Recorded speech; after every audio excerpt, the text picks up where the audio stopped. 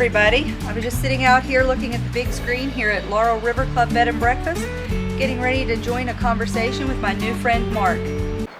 All right, Mark. So this is Mark Keener. He's my friend from Philadelphia, right? That's correct, yeah. All right, so what brings you to West Virginia, Mark? I was hiking the Allegheny Trail. Wow, all the way from Philadelphia. Well, it doesn't start in Philadelphia. It goes from the southernmost point where it connects with the Appalachian Trail to the Pennsylvania state line. All right. So 311 miles. I'm not hiking them all. I'm not a through hiker. I am a section sampler. Nice. So I started section 4. Tomorrow I'll be back up to section 1, and I spent the last few days, a lot of it with you, at section 2. All right, so where did you actually start? The Allegheny Trail? Yes. In White Sulphur Springs. Got on the train to Philadelphia near my house in the morning and got off late afternoon, White Sulphur Springs. Next morning I was on the trail, walking north. Nice. All right, so you started with section 4, made it through section 3, and then you are now in section 2, and that started in Cass. Right. So how was it your first morning in section 2? Section 2, I got dropped off just across the river from Cass, at the beginning of the trail from my perspective, in section 2, and that was the hike to Durban. So that was a day and a half, 2 days, and it had snowed. There was the night before, and there was snow on the mountain. It was cold, but it was beautiful. It was one of those days where the snow sort of covers everything for the morning, and then by mid-afternoon, it's only in the lines and the shadows of the trees. It's just gorgeous day. Nice. That sounds beautiful. So the comfort of the trail whenever you're in section 2, because there's a lot of wilderness, right? What would you recommend that hikers who are hiking the Allegheny Trail, but especially the more remote parts, what would you suggest that people don't leave home without? I don't know. I mean, I used to always hike in with waterproof gear, and this time I think just be more comfortable with wet feet, because there's a whole lot of water and a whole lot of stream crossings, and it's just better to just sort of tromp your way through it. I don't know what else to say don't leave home without. What was your most valuable resource to plan your trip, do you think? Oh, yeah, without a doubt, the Far Out app. Yeah, that helps. It helps you map, helps you understand what you're going to be doing next day and next day.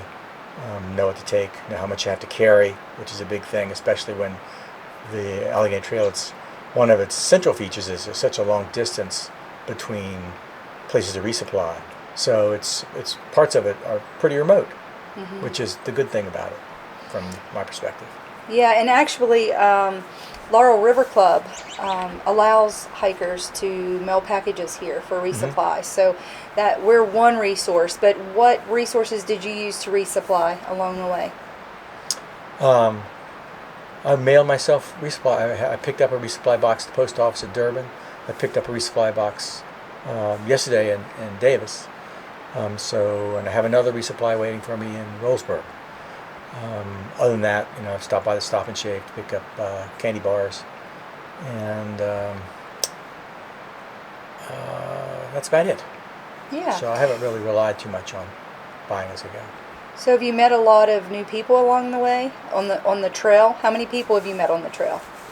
Well, I haven't seen anybody. There was not one hiker, not one person on the trail till the day before yesterday, and then the 3 or 4 people that I did see on the trail had a fishing pole. So really it's been pretty secluded, surprisingly so, I think. So did you find that a welcoming thing, or are you kind of missing running into people on the trail? How do you feel about that?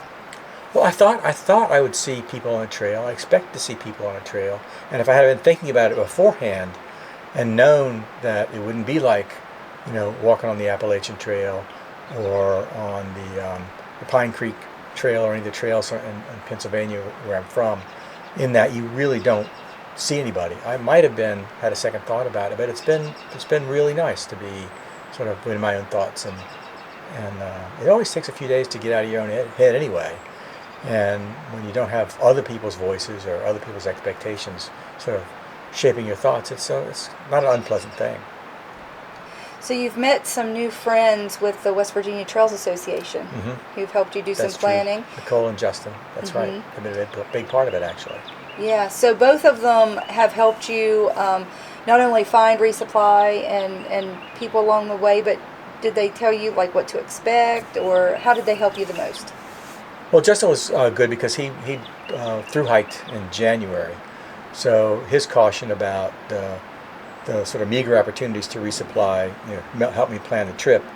And then Nicole has been just terrific in the times when I was in town, helping me meet people. That's how we met, and through the podcast, and it's sort of knowing where were good places to touch down. Because from my perspective, the towns along the way are like the pearls of the string, that you really get to experience kind of both sides, with the remoteness of the trail and the sort of having fun with people side when you get to be in town. Yeah. So besides our bed and breakfast, which is Laurel River Club Bed and Breakfast, what two other places have been on your trail or will be on your trail for like a touchdown? In Marlington, I stayed at Locust Den, I think it's called, with Joseph and Vanessa, which was really terrific. I stayed there a couple of days, and then here, and then moving toward Rollsburg, I'll be staying. Rollsburg. I'll be staying with Tim at Cannon Hill B&B, I believe, or Cannon Hill Inn. So I don't know. Maybe it's a little over 200 miles, but 3 places to sort of nest for a little while. It's a really good way to recover, resupply, and get your head straight, and have a shower. Right. So, as you were hiking through the towns, how was your experience in running into locals and meeting new people? Did you get that opportunity at all? Just a bit. People are really helpful. People are friendly, wondering what you're up to. It's not like on the Allegheny Trail, people are like used to seeing a lot of people kind of tramping through, strangers tramping through. But maybe that's just March. It's a little early in the season. Yeah. Maybe I am an anomaly. Yeah. Yeah, it is a little early in the season, and that's probably why it's so wet also. I know that there are some wet areas, but not normally quite this wet. With it being early spring, there's a lot of snow melt and rain. So, all right. On the other hand, no mosquitoes. Oh yeah, yeah, that's definitely a good thing. Did you see much wildlife? I heard the grouse thumping this morning. I've never heard that. I've heard it described, but it's hard to describe. I saw a grouse a couple days ago. Deer, birds I don't know. Nothing extravagant or that surprising. It's been interesting. So you've actually hiked the southern part of Section 2 and the northern part of Section 2 already, because you hiked back from Davis. So what would you say is your favorite part of Section 2? Well, although I have done a lot of walking, a lot of different trails, I don't think there's been a place where you had the opportunity to sort of walk along beautiful small rivers in the mountains like here. I know they're well loved because it's such a great place to fish. I saw a guy yesterday who described. I asked him what kind of luck he was having, and he was best day ever. And he pulled up his stringer, and it was just like a calendar shot. All right. So is this a trail that you feel like you've enjoyed enough that you would like to do again in different sections, or maybe through hike, or what are your feelings about returning to the Allegheny Trail? I'd like to come back with family or friends. Maybe see it different seasons.